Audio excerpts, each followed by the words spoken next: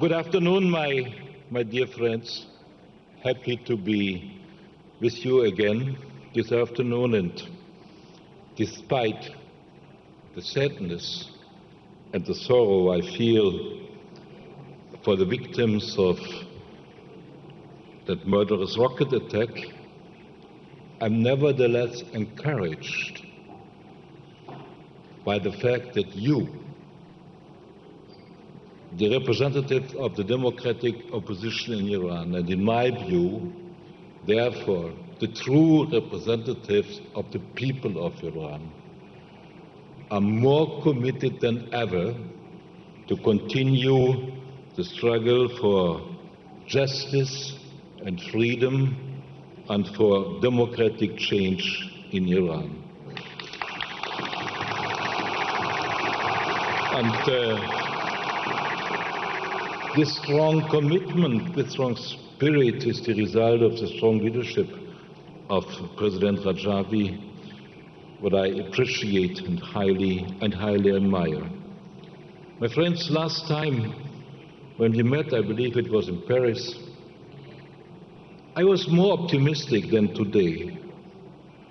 The decision that our American friends would remove the MEK from their blacklist was imminent. We knew it was coming. There was something like a silver lining visible, and we believe that now perhaps a solution could be found for the safety and the protection of the Ashrafis.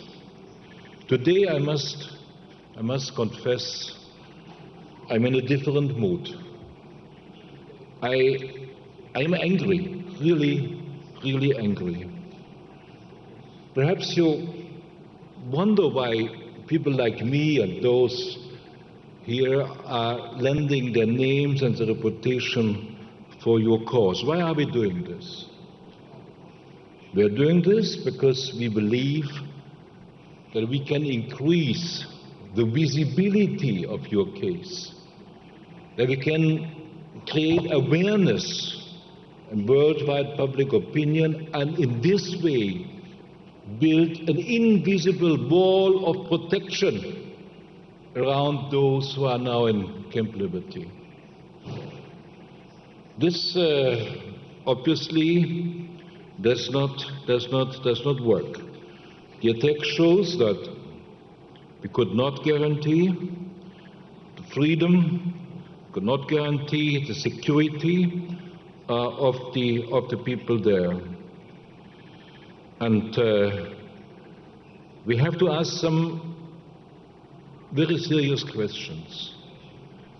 After some initial doubts, I supported the decision to recommend the Ashrafis to go to Camp Liberty because I trusted the promises and the guarantees we got from the representatives of the international institutions. Today I can only say I feel cheated, I feel betrayed, and I have serious doubts whether these promises and guarantees were ever serious. The question for me is whether there was ever the intention to find safe haven for the Ashrafis, or if the purpose was simply to make them exposed, to bring them in an exposed position and to make them easier targets for attacks. Therefore, in my view, the request not to stay there in this camp that is not a camp but a prison, not to stay there and to go back to a place where more safety can be provided by themselves, certainly not by the Iraqi forces, but by themselves. This request is more than understandable, and now the international community must react. My friends, The United Nations system is sometimes very sluggish, very slow, very inefficient and very bureaucratic. Well, I'm coming from an institution where I served for more than 10 years, which has a similar reputation, being slow and bureaucratic. And I can say you can make a difference. It is not a rule. You can make a difference. It's a question of leadership, a question of personal courage.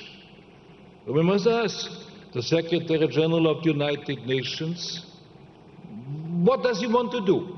We know he has a lot of very, very complicated and important issues on his plate.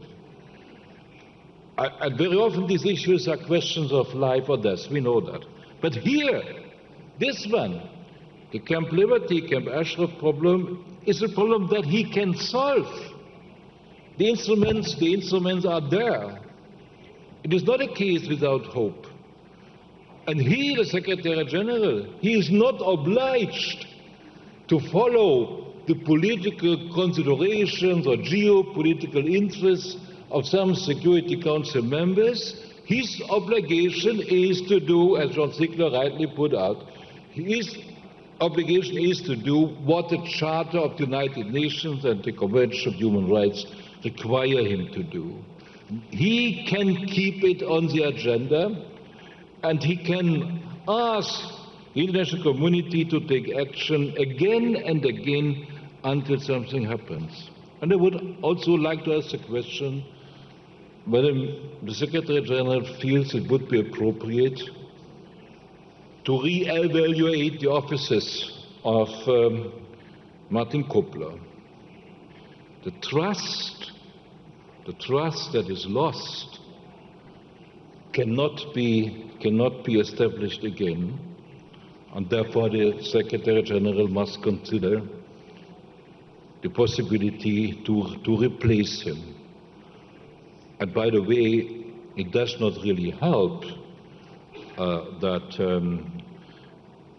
Mr. Kobler's wife, the German ambassador to Baghdad, issued a statement which is not acceptable. And so I have also to mention here the government of Germany, my own government.